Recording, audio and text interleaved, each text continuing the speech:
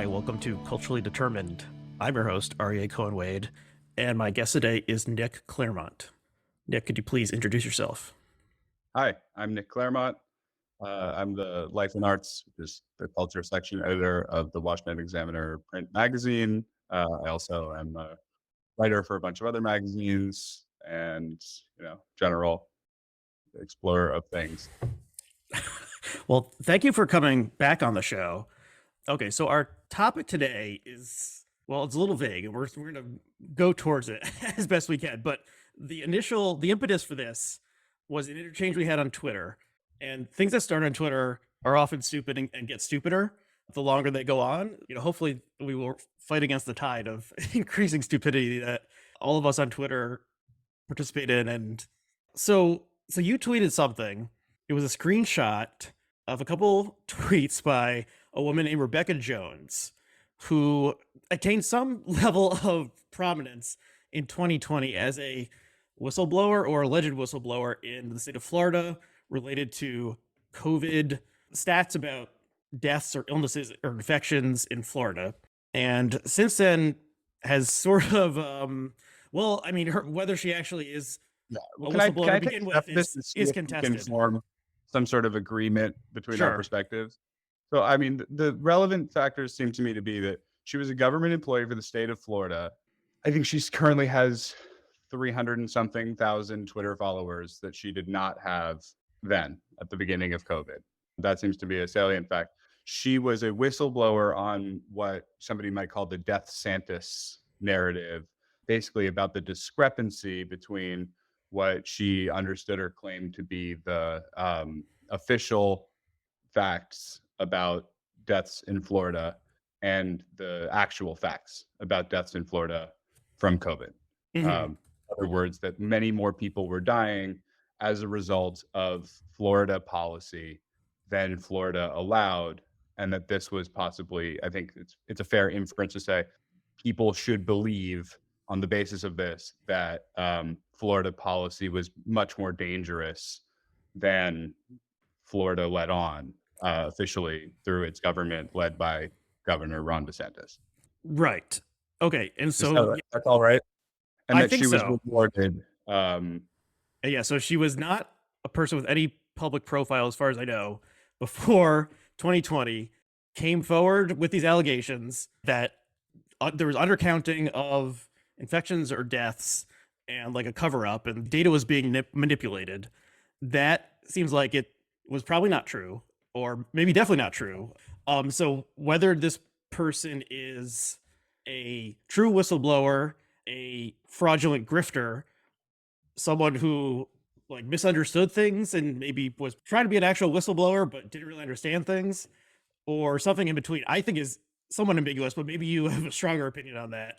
Well, I think that there are two things that I'm actually bothered by here, which are less that she claims that she was raided by law enforcement as an attempt to suppress the truth, which could only be told by her, a person who uniquely held it, in a series of claims that I believe not to be correct, and that I don't really understand all the minutia of at this moment, many years later.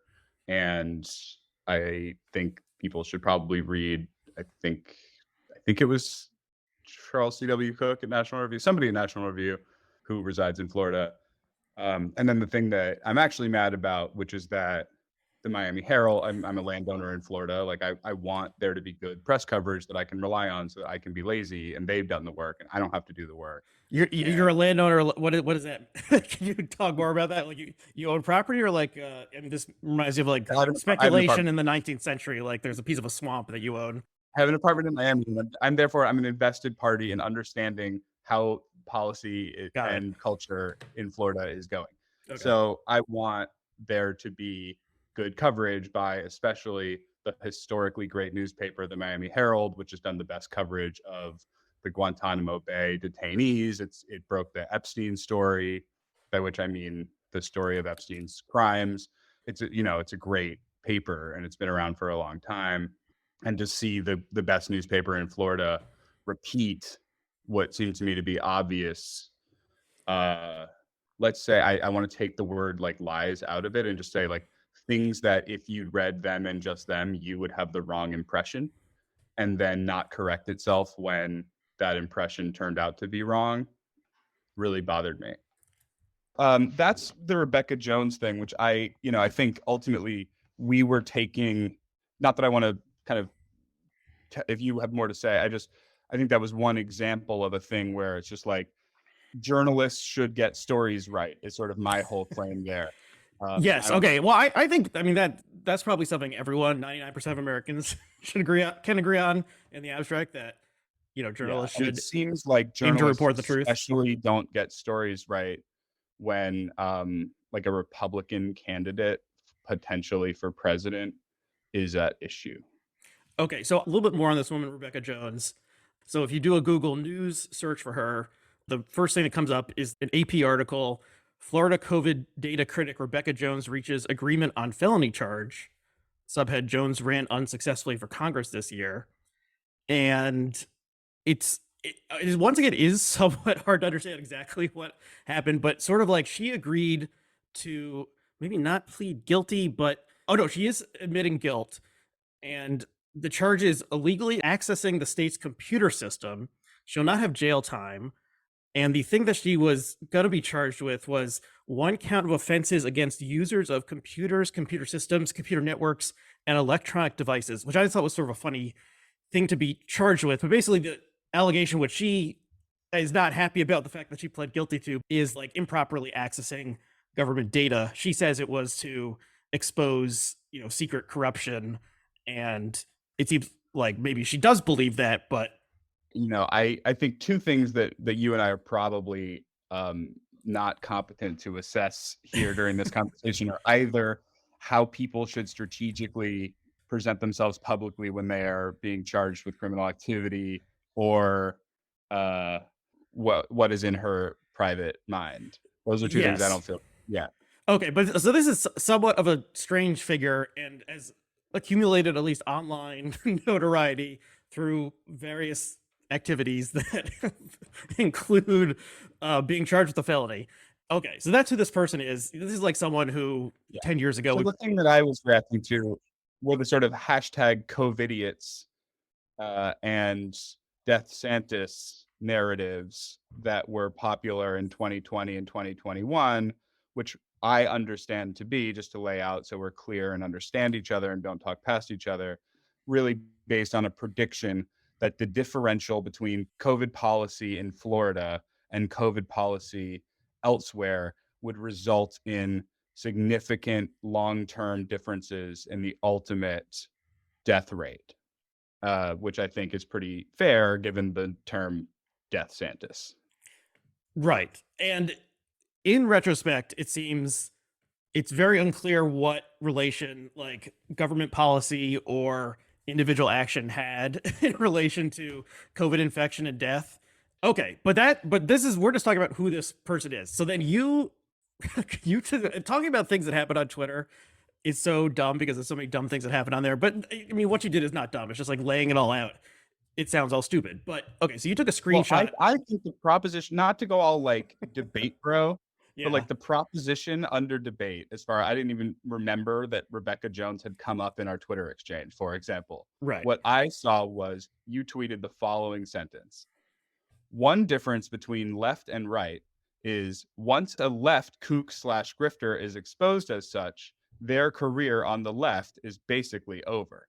And I thought, wow, what a bananas impossible to defend thing to say that is, because it's so obviously incorrect and insane. And I was like, oh, well, like, I mean, I've debated like really difficult things in public. Like once I debated the theology society of my entire college on the proposition theology is the study of nothing. But like, that's like just like a ridiculous thing to say. So I reacted to you as such. Okay, but just to back, I think it is instructive to look at this person, Rebekah Jones, a little bit more, just because she is sort of like a figure like this. So you screen cap, she said something kooky about like Congress should have 1,000 representatives and like 50% of them should be women and 50% should be men and like 33% should be Catholic or whatever. Like there should be a system should be set up to reflect the American population and various demographic qualities. Right. And that would be the best form of government. Demographic representation, which is Yes. how a lot of countries in the world work. And I kind of you compare it to Lebanon. None of those countries work well. Right. Whereas American representative democracy, the American Republic treats a community as not being your skin folk, but rather as being the people who live around you physically. And I think communities like that, getting representation with the government and in the government, that has over time worked better. However, whatever you want to do, the metaphysics of community, and we want to like write a philosophy book about that, is sort of not my interest. I'm just pointing out that I think countries whose democratic, Republican, liberal constitution is organized like the United States are just like more effective societies than like ones like Lebanon. Right. Okay, so she did a thread like this. It got some, well, we can actually see now, because of Mr. Musk's changes to the site. At least the first tweet got 800,000 impressions of this thing, this idea of hers. You tweeted with the screen cap, this woman who's arguing for the Lebanese system of governance was held up as a great fighter against government corruption. And then I shot off my reply that you read before. Okay, so yeah, this is a stupid idea. It's the sort of thing that you can see why it would go viral in a weird way, because it's weirdly detailed. I mean, identity politics online is like huge. So people who are like, yeah, there should be like idea though is like, I would argue sort of the end product of like the single most popular stupid idea of the last 10 years, like representationism and Oscars so white, and like all of these all basically are the intellectual children of the idea that like communities are demographic group representation. And like I mean I heard the pretty interesting sports substacker Ethan Strauss, he said recently that he thought that representationism is the trickle-down economics of liberals, which I thought was quite clever. Like you give a couple people something and other people are supposed to, through some sort of osmotic process, I don't know if that's a word, feel like they too have been paid back or achieved something. And I guess it seems to me that demographic representation, or the feeling of community not being a neighborhood, but being what I think sociologists call these thick, ascriptive demographic group characteristics, to use like way too many syllables. These things are that it's just like, it's an idea on the ascendant. That's all I can say. Okay, that's interesting, you putting it that way. I mean, there are some parallels in American history to this idea, which the way she put it is insane. So like, there was long the understanding that there was a Jewish seat on the Supreme Court. So then my claim is sort of like, okay, this woman was elevated through strange circumstances, has been largely discredited, or she pled guilty. Language, isn't it? I mean, was elevated through strange circumstances, hocus pocus. I think there was motivated reasoning. People through sheer stubbornness didn't want to sort of accept that their first answer was wrong and just like be like, well. Well, when this story bubbled up, were you immediately like, oh, this is bullshit? Or were you like, well, maybe, like, should we listen to what she has to say? I think my honest answer has to be, I don't remember my first awareness of her, so I don't know what I thought. So I mean, it must have been spring or summer 2020 when she first popped up. She either built an online following independently somehow and got attention that way, or she reached out to journalists. So she was elevated either through social media algorithms, or because journalists took her claims seriously. Her claims are not crazy, or at least in spring, summer 2020, a lot of crazy stuff was happening. I would have said, wow, maybe like, the numbers and how many people actually have gotten COVID, like, continue to be highly contested things. And there's people online who believe that the numbers have been vastly overcounted, and people who believe the numbers have been vastly undercounted.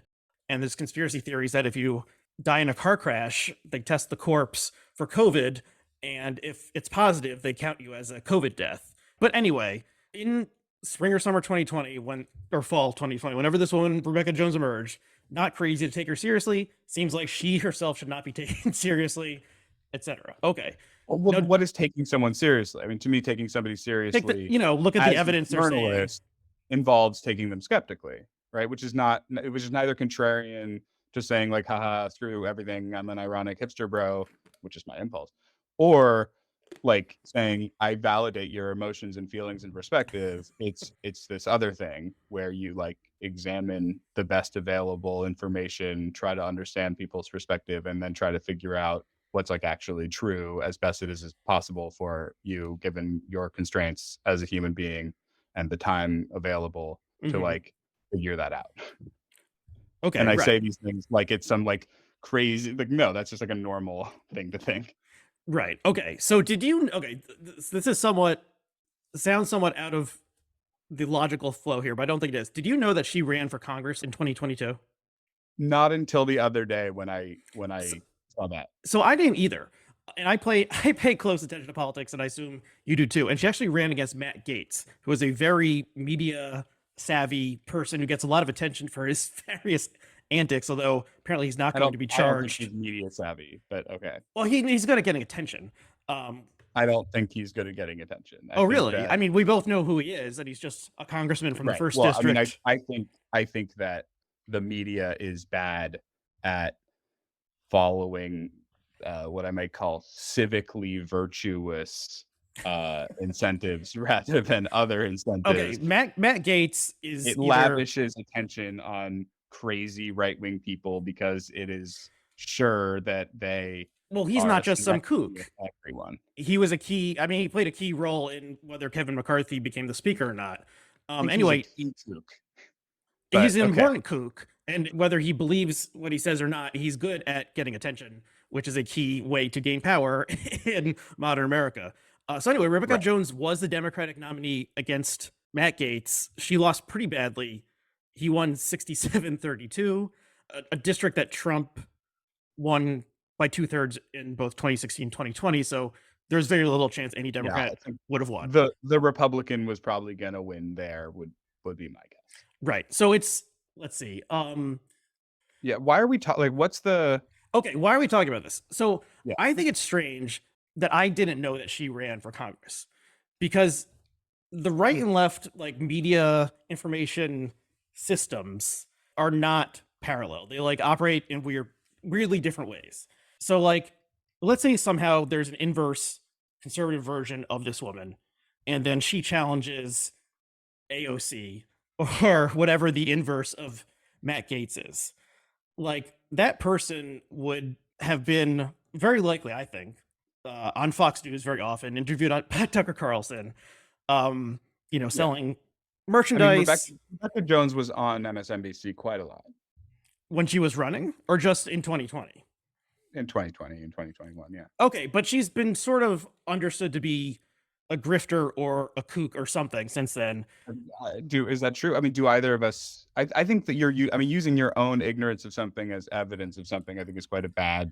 It's like kind of a sleazy move. Do we know that she was not on. We have two people here. Hold on. I think we're both somewhat surprised. We're getting into assessing a tree before we look at a forest. So I think that we should I watched Tucker Carlson before the State of the Union the other day for 20 minutes. It was the first time I had watched any video of Tucker Carlson for at least 2 years. When I had watched him 2 different nights that something bad was happening to Trump. So I was surprised how much it reminded me of the guy who does the propaganda in the movie V for Vendetta, who's supposed to look like a sort of hilariously overwrought, joke fascist. So I don't know what your I would say if you are purposely avoiding consuming Tucker Carlson content, your finger is not exactly on the pulse of the modern conservative movement and the GOP. I'm not avoiding Tucker Carlson content. That was actually the first television news of any kind that I had watched. Okay, I don't watch television. I don't have cable TV. I don't watch television news either. So I guess we're both speculating on things. Actually, that's an interesting point. I mean, I think that the idea that the only people I really hear talk about Tucker are my liberal friends. And he has an audience of 3 million people, which is a lot. And I would love it if 3 million people would read the things that I write or listen to this podcast. But it is not actually that significant. Like, I No, think I that agree. Yeah. like the obsession with Tucker is a thing that says a lot of really interesting things about the people who obsess over him and assume that each thing that he says is believed and believed in a certain way by every single person who identifies with the American right wing. And that is like, it's just a super wrong claim because he is not listened to by 1% of Americans. And I think some of the people who do listen to him don't understand what he's really going for in the way that he would hope them to. Okay, I think any media figure's influence can be overstated, and 3 million probably 20 years ago, if you were only getting 3 million viewers a night, you would be canceled because the audiences have shrunk and fragmented.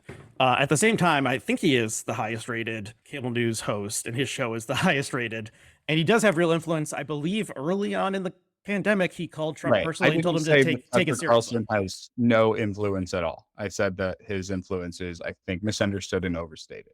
No, I think there's a symbiotic relationship between people who are outrageous on television or online, and then the people who get outraged by that. Can we zoom out to what I think are the woods or the forest rather than the trees, which is my claim that basically I think that the actually existing American left wing is really bad at advancing like almost any of its goals except the strategic political goal of demonizing the American right wing and making people who identify with the American left wing believe things about the right that aren't accurate, but are activating. And so I think that they're so good at that it started to cause people, including yourself, as best as I understand you from Twitter, which is probably not very deeply, to play this sort of mental game where whatever the left is doing is okay, so long as the right is worse. But the right is so horrible that it seems to me really strange to hold yourself to a standard where a little bit better than really horrible is good, because it seems to me that a little bit better than really horrible is still pretty horrible. Okay, so there's parts of this that we discussed over Twitter and parts that are new to me. I mean, is the left ineffective? I guess it depends on what you mean by the left. Like, is Joe Biden part of the left? He's president. Are we talking about like the left?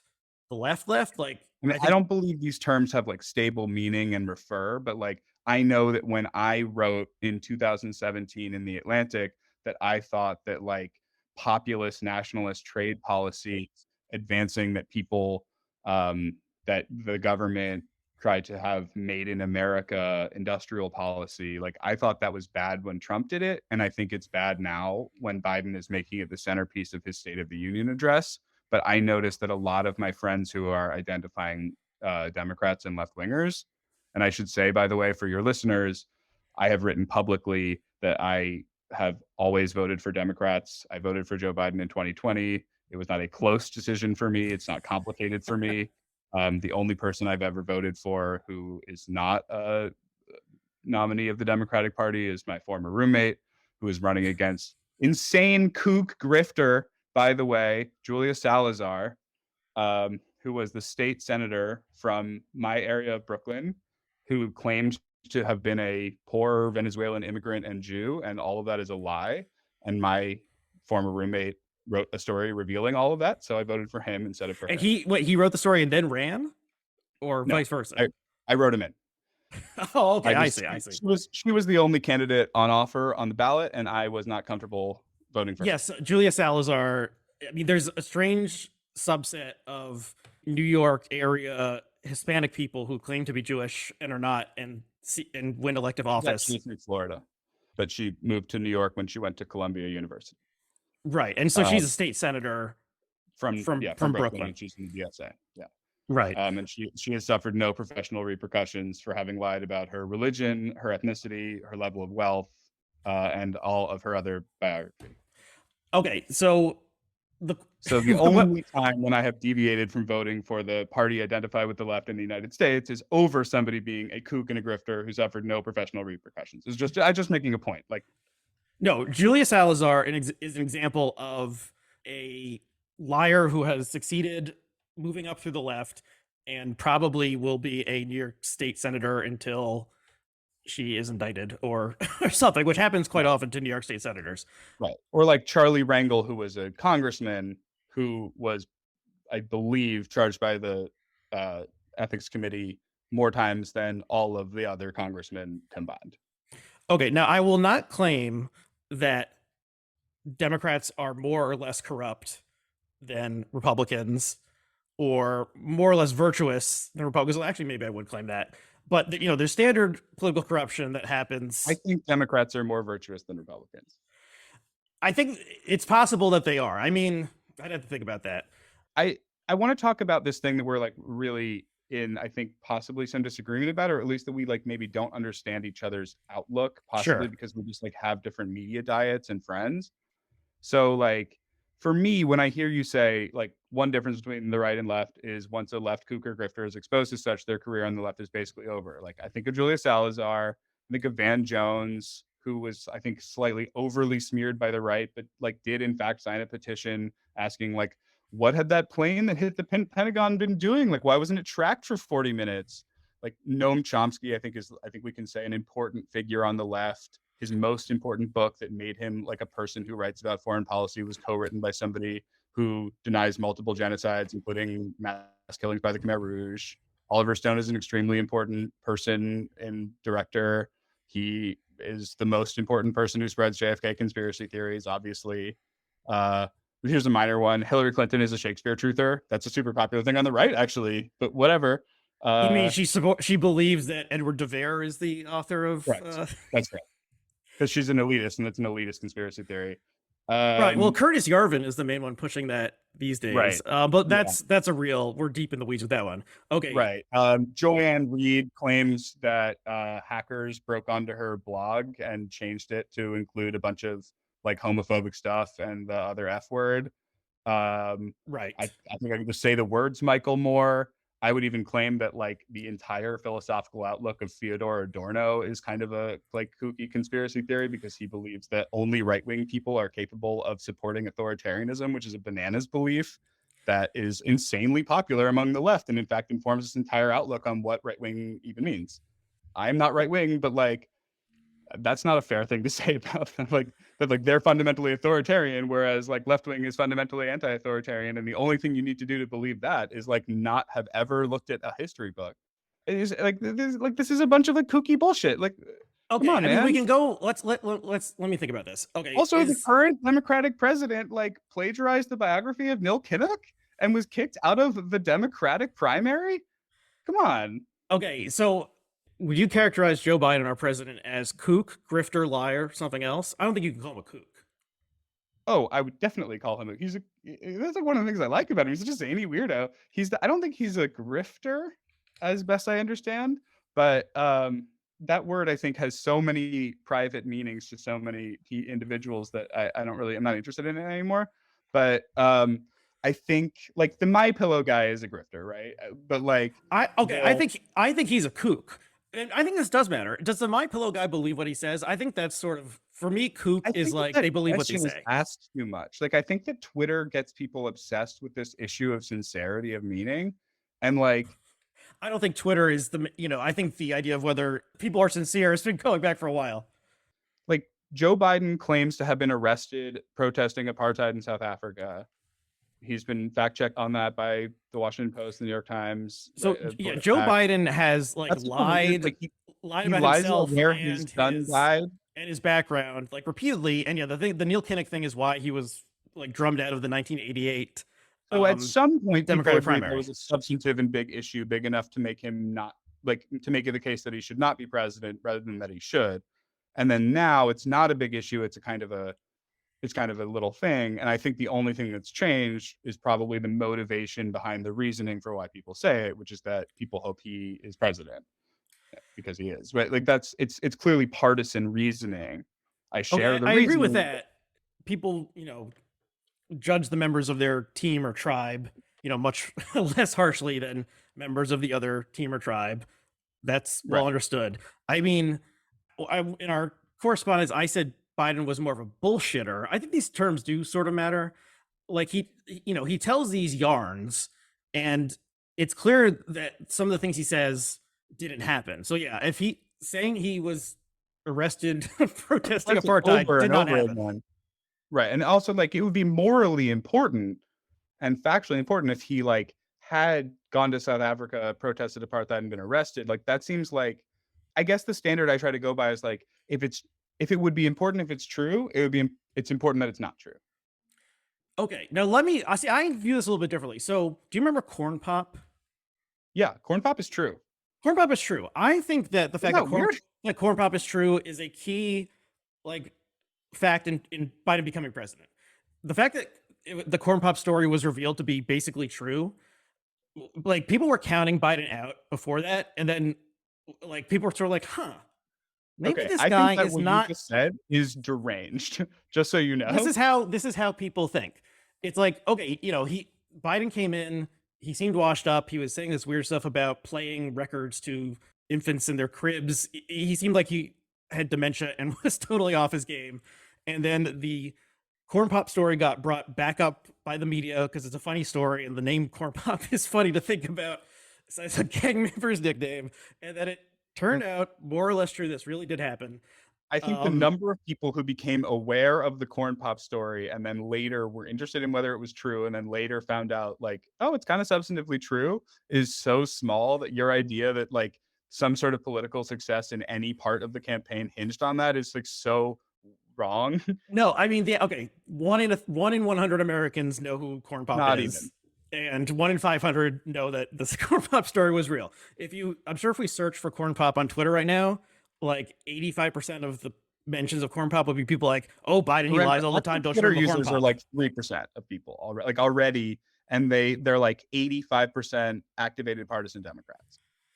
Right. Well, everyone on Twitter is a total freak at this point because all the normal people have left. That's granted. Yeah, I left for a year and a half. Yeah, I was actually wondering why you came back because it's you've been sober for a year and then you're like, well, I'll just have one drink and the bar is being bulldozed by the owner of the bar. Talk about that after we conclude this conversation? Okay. So I think that I'll concede that point, even though I think it's wrong, because I think it's not germane to this main discussion, because I think I've just listed to you a bunch of left-wing kooks. Honestly, if you just watched MSNBC for 6 hours on tomorrow night, you would see a slate of people, all of whom I could cite their publicly espousing a conspiracy theory or having done something really pretty nuts. So much so that I might even say that the system is set up in order to reward. I'm not saying set up intentionally by somebody, but that systems thinking, systemic racism, you might say that people are rewarded in certain worlds for believing crazy shit. Well, the people who end up on cable news are rewarded for being entertaining and, keeping people watching cable news. So the fact, Tucker is entertaining to some percentage of the population, and so is Chris Hayes and Rachel Maddow. Right. Whether what they're saying is true or not is a second order concern to the programmers at those networks. So there's that. Okay. So Diamond and Silk, are you familiar with these people? I think one of them died recently. Yes, they were a set of sisters, African-American women in their 50s. They were huge Trump supporters. One of them, Diamond, passed away a month or so ago. They were sort of C-tier conservative entertainment media figures who were knocking on B-tier, never got there. But they were total kook, crazy grifter type people.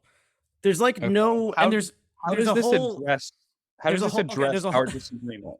There's a whole ecosystem out there of people who are like this, who are trying constantly to break into either conservative entertainment or conservative politics, and they are essentially kooks or grifters. So one of them is George Santos, and we've all learned a lot about him over the past couple months.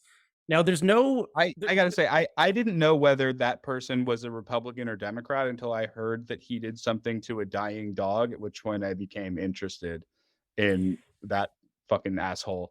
But okay, well, why did he run it? Why did he? He's a young gay man I'm just of Brazilian explaining my descent. media like my media bubble is he like vaguely hear that name for a few months and not know like what party he is.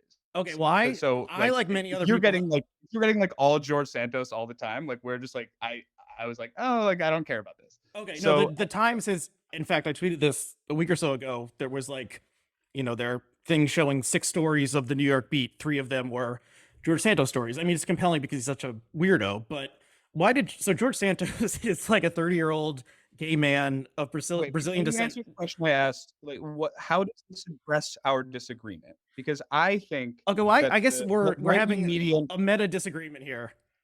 I think that right-wing politics and media is beset by con men and grifters. I think that right-wing people, or as a media consumer part of the market, are I think pretty obviously more easily duped, or possibly they aren't even duped, but they enjoy the shit that is trying to dupe them and failing more. I don't know. Willing marks. Yeah, like I like watching movies about grifters and con men. So like I mean, there's going to be a George Santos, like it's probably in production already, the George Santos story on Hulu or something, and a Delvey thing. So like I think I just don't. I try to only like discuss or debate or whatever it is we're doing over like the actual matter of disagreement at hand. And since I think that like the right has like a crazy scam artist problem that is obviously worse than the left, like I just feel like we should debate the thing that is actually at issue, which is that you insanely said one difference between the right and left is once a left kooker grifter is exposed as such, their career on the left is basically over. Okay, I mean, this is a tweet, so it was condensed, but I think basically there, like, saves me. So, the article you sent me about Sharpton, which had to do with this bizarre, horrible incident that happened at a fashion mart in the 90s in Harlem that was owned by Freddie's Fashion, a Jewish owner, and then there was all these protests that were stirred up that Sharpton stirred up or he participated in, and then a crazy person with a gun inspired by the protests or something like stormed in and shot people and burned the place down. It's this horrible, insane incident. And then, so your question is like, why was Al Sharpton like drummed out of the larger liberal movement after being involved in this, and also the Tawana Brawley case? He in fact lost a bunch of weight and became a television host, and is kind of regarded as like a near like inheritor of the 1960s civil rights movement, one of the most morally important things that have happened in American history, along with like the founding and the Civil War. Okay, I would say the difference is, and this podcast used to be on Blogging Heads, and Glenn Loury and John McWhorter talked a lot about Sharpton in particular, and they disagreed about Sharpton. And Loury was disgusted by Sharpton and held it in his bill of complaint against Obama that Obama welcomed Sharpton into the White House. And McWhorter said something along, if I'm recalling it correctly, McWhorter said something along the lines of Sharpton, like he believes what he's saying. He's like a genuine manifestation of Black New York City politics. And he like really came out of that neighborhood.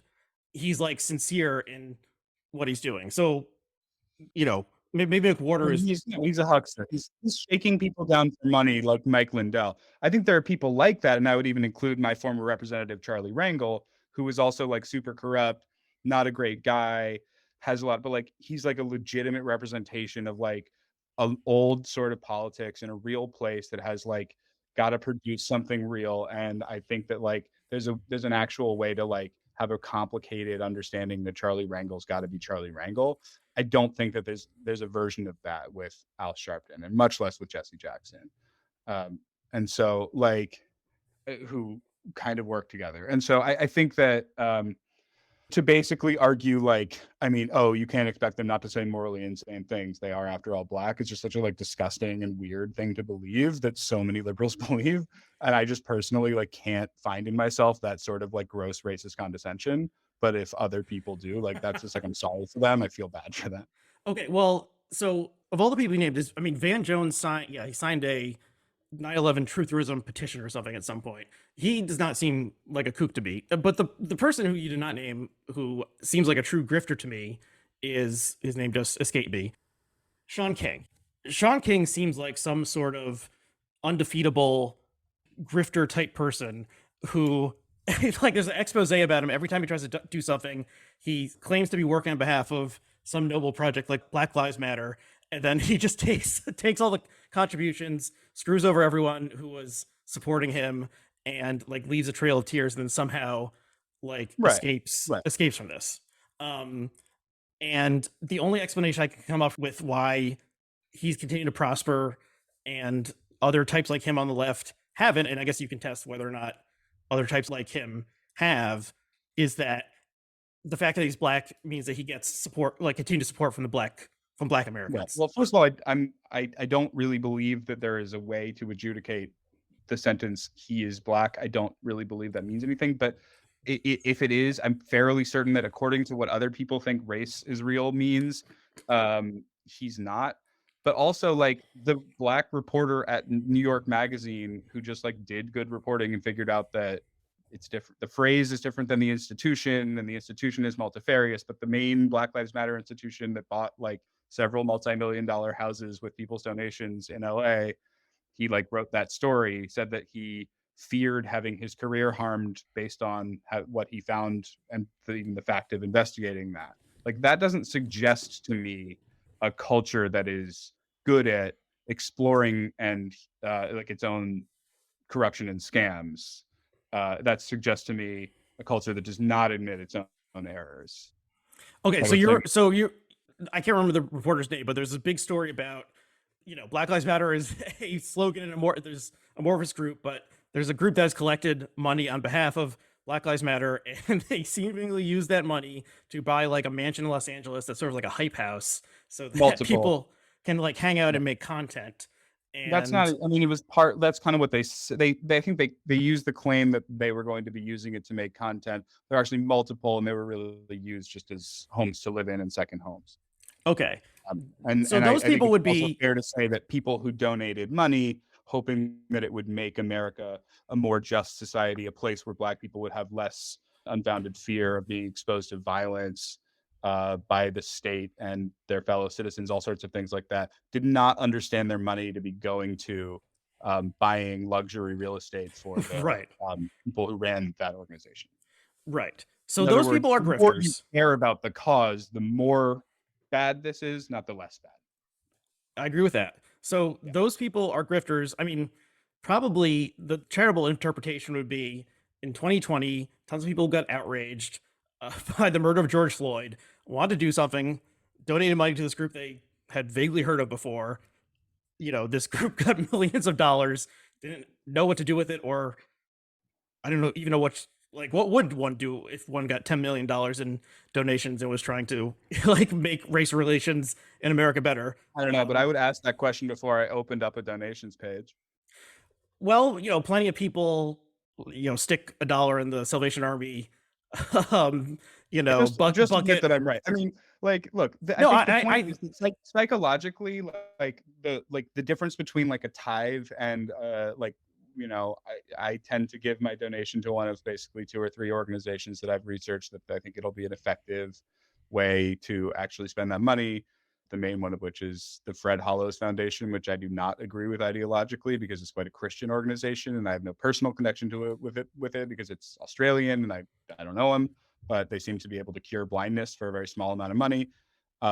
Anyway, I find that the reason that somebody would have bought indulgences in the past from the Catholic Church is that the actual act of giving away the money and making yourself that little bit poorer actually feels good to you, the giver. That it really doesn't matter what happens to that money.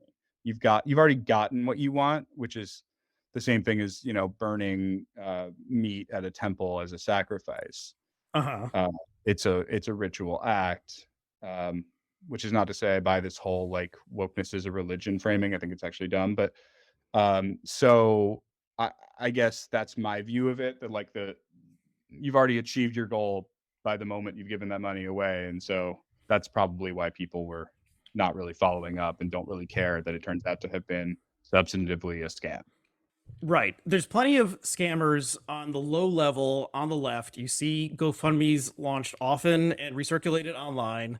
Someone has like allegedly some medical problem, it's a trans person who feels unsafe and needs to move out of their apartment or something like this, it's possible to know whether these things are legitimate or scams or what exactly. Okay, what I would say is none of these people are ever going to be elected to Congress as Democrats, have a show on MSNBC, or be like lauded on MSNBC. And Whereas, like, I'm just not at all clear that's right. Like the first person hired by the newly formed ideas section of the Atlantic magazine, which used to be written in by Abraham Lincoln and Martin Luther King and Mark Twain, has claimed that white people are aliens or, quote, simply a different breed of human. so Like, this is Ibram Kendi. yeah, like that seems to me to be, again, like not a particularly good sign that like this liberal self-correcting mechanisms, I mean liberal in the sense of like able to self-correct itself actually, but like that doesn't seem to me to be a sign that like the incentives Is of is he Nation pressure. of Islam? I don't know. I don't believe so. I don't know. Okay, I, I that's don't an know. NOI associated claim, and I think it's something he claimed much earlier in his life and simply hasn't repudiated. Either way, it's just like it suggests to me that the best editor and one of the smartest guys I've ever had probably didn't select that as the first hire for that section, like in a vacuum, and that maybe the entire culture of like the so-called like conversation being had in like left-wing publishing, which I'm much more interested in than like the Democratic or Republican parties, because it's like the Democratic and Republican parties are just a thing that I do every 2 years when I go vote, and it's a chore. Can we because I just want to focus on like the thing at issue. You sent me just for listeners, I sent a couple pieces that I thought illuminated the matter of there existing some prominent left-wing grifters, and you sent me back a piece from 2012 in the Baffler Mhm. that I didn't find compelling at all, and I'd be Okay, that's curious interesting. So this why you piece, sent it to me. The Long Con, the author is the historian Rick Perlstein. Yeah, it's from 2012. You kind of have to skip the beginning because it's all about how awful Mitt Romney is, and in retrospect, Mitt Romney seems quaint. Um, and then you get to the part about how he signed up for like Town Hall and Human Events and Newsmax and other sites, and then started getting all this junk mail promoting like miracle cures and buying gold or like all sorts of other junk.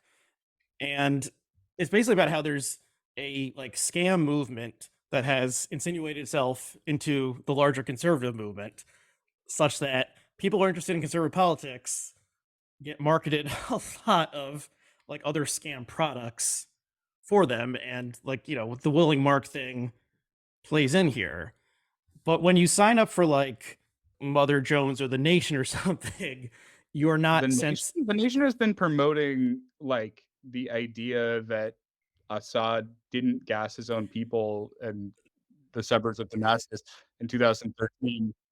But I would also say I think that the closest things to Newsmax and Town Hall would be like, have you ever signed up for a newsletter from like the Daily Kos, like or the Young Turks?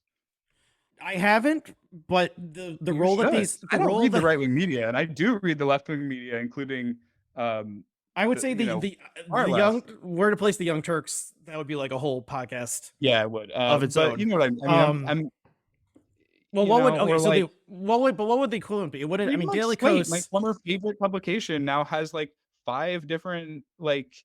I mean, this is not an important thing. It ultimately doesn't really matter. But like Slate has all of these like advice columns, but the people who write in for advice are clearly people who are just fucking with Slate. They're like These are not but these like are not that's actually scams it's though. honest and bad. These are not ways to trick the consumer out of into like buying gold bars or something. Yeah, no, Like you're this is just basically garbage. Like there's plenty of garbage out there, and like there always has been, there always will be. There's more and more of it as it becomes easier to publish whatever you want online. But and maybe if you sign up for Slate, you get like Casper mattress ads or something, or like Blue Apron or something.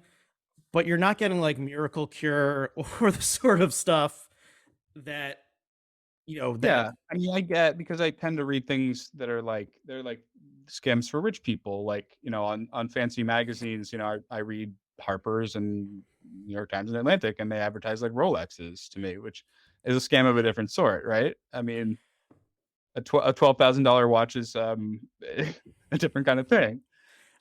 Okay, I agree that spending $12,000 on a watch would be a waste of money. No, I mean, the real scam is how I can use those sort of status objects to impose my will on others. You know, if when you look at the ads that are in the print Harper's and New Yorker and stuff like this, it's mostly luxury goods. There are some sort of like things a well-meaning like boomer liberal would participate in, like a educational cruise down the Danube or something like that. But it's not nootropics. It's not the secret cancer cure that the scientists don't want you to know about. It's just different. Like the like Yeah. Okay. the conservative movement. I think that generally speaking, in a debate, people should, and again, we're not super debating, but I think people should concede points that when they agree or are wrong. And I agree that conservative media advertising, by whether it's on the site or by the site, is way, way more scammy looking, actually scammy and embarrassing.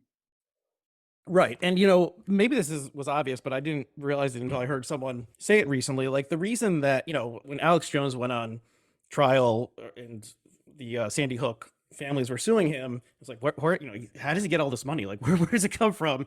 From selling all these like nootropics and brain pills and other such things. The reason like those companies advertise with Alex Jones is they know that, like, if you'll believe what Alex Jones is saying, you'll believe that we have the miracle cancer cure in this pill that will sell you for $60 a month.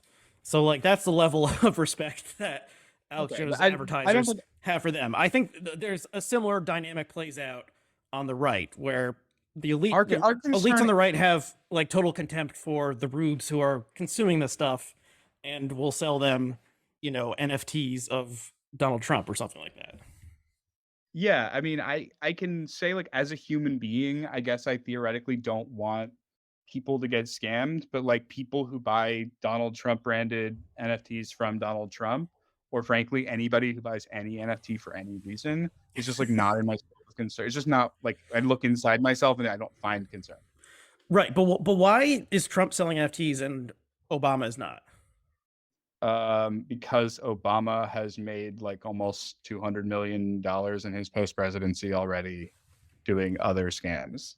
Well, I don't know if I would call it a scam, but okay, Trump Trump has to make money from scamming. Embarrassing, sleazy scams is like it corresponds to the difference between liberal and conservative. But like, fine, whatever. Okay, producing a documentary series about nature for Netflix, that's not a scam. That's not one of the things I meant by scam. That's like, sort of like pablum or something, but it's not NFTs of Obama dressed up as like Superman or something. Like there's just a core difference here, and we've gone in like total circles in this podcast that probably doesn't make any sense. But you mentioned earlier on about like, shouldn't the left be trying to like, okay, the right is total garbage, we can agree on that. I guess shouldn't the left should not be just like total garbage plus one, like slightly better than the like moral degradation of the right?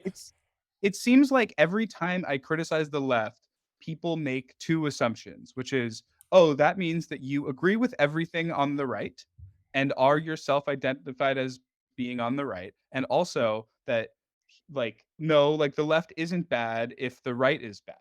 And I'm like, those two things both don't follow from what I just said. And in fact, a healthy culture, which the left I'm thinking of is like this sort of garden or culture, right? Like it like is able to criticize and correct itself. Like self-correction is actually really important. Right. Okay. Unfortunately, to quote a famous Simpsons episode, it's a two-party system. It's one or the other, and no third party has managed to. No, I actually don't think that like publishing and discussion. So just being slightly better, just being slightly better than the alternative. If you only have Coke or Pepsi, and Pepsi is total garbage, Coke just needs to be okay. We're stuck with these two. We're stuck with these two parties and these two larger movements, or there's a multiplicity of movements to which they're attached. And the idea that the Democratic Party and the Republican Party exhaust your intellectual curiosity about policy and individual politicians and like political philosophy just seems really cheap to me, because again, like politics is a thing I do twice every 4 years and it's a chore, whereas like discussion of ideas is a thing I do every day in my work as an editor and writer and a reporter. And like whether they like are right about Rebekah Jones or not is really it doesn't depend on the question of whether Democrats or Republicans are better than one another. It just depends on whether the thing she's saying is true. And it bothers me every time I see somebody trying to answer the first question with the second question or vice versa, because they're not related. Okay, well, tell me, maybe this is not related, and you can tell me if you think it's not. In 2016, Michelle Obama gave a speech at the Democratic National Committee in which she said, "When they go low, we go high," and everyone clapped, and that was like a slogan that lots of people were happy with. And then Trump won, and then people rethought that, and I was one of those people who rethought "When they go low, we go high," because that didn't work. I mean, it's not like the Hillary Clinton campaign went particularly high. Like, it was also a horribly run campaign. But I think Trump has damaged the country in a lot of ways. And I think one of them is just like revealing how bad you can be and still become president, and like all the shit you can get away with if your party supports you and you have no shame. So like Joe Biden or the Democrats at large don't have to be that much better than like one of the worst people in American history. So there's that. Okay, now in the realm of ideas and the the marketplace of ideas, the Athenian Agora. Yeah, or like the academy, like where we all actually live and like every day. So it's cacophonous.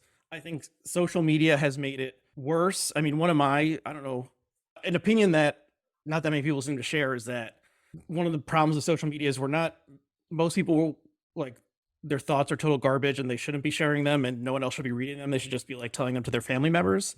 And so like, anyone can say whatever they want online. So a lot of the online problems are not like cancel culture and we need more free speech. It's more like, can everyone just shut up? Like, we'd all be better if people just like moved away and stopped talking about the stuff, because so many people are like total morons.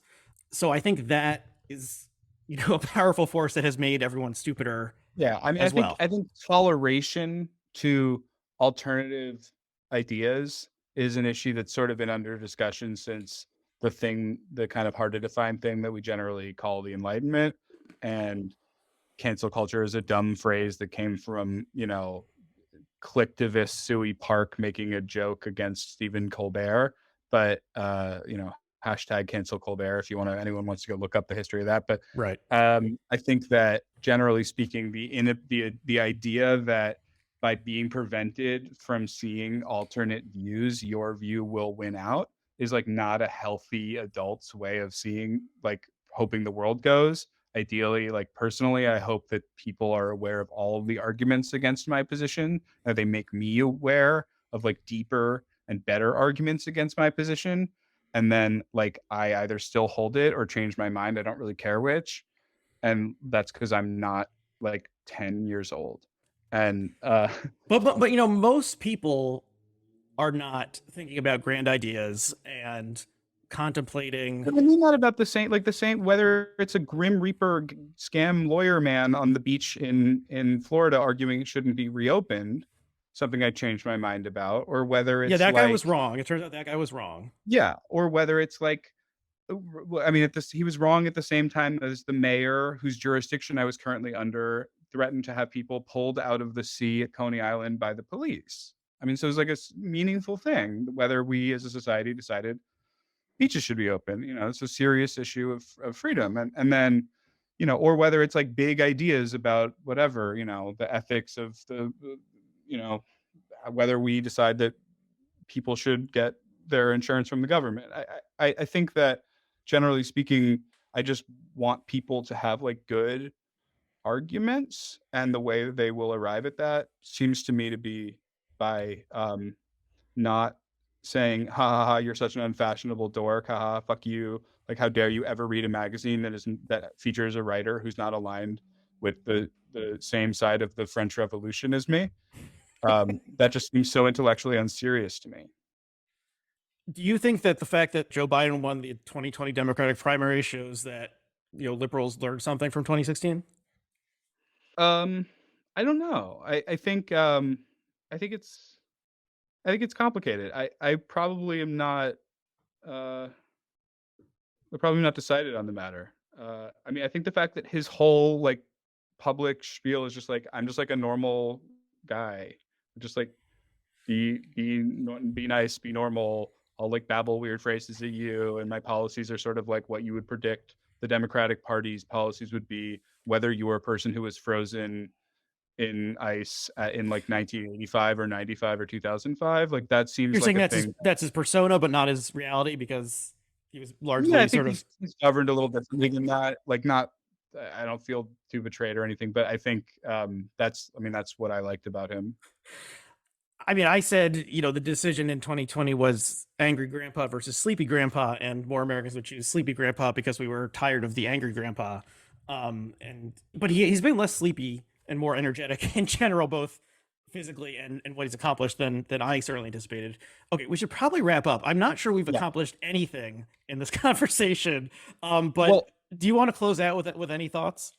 no. I mean, I guess I mean, I still think that it's indefensible to claim that people's careers end on the left if they say things that are kooky and griftery. It's, I think, or maybe the disagree. Like, I think they say kooky stuff. I mean, the outward grifter thing, other than people on Twitter being like, "I've been harmed. Here's my Cash App."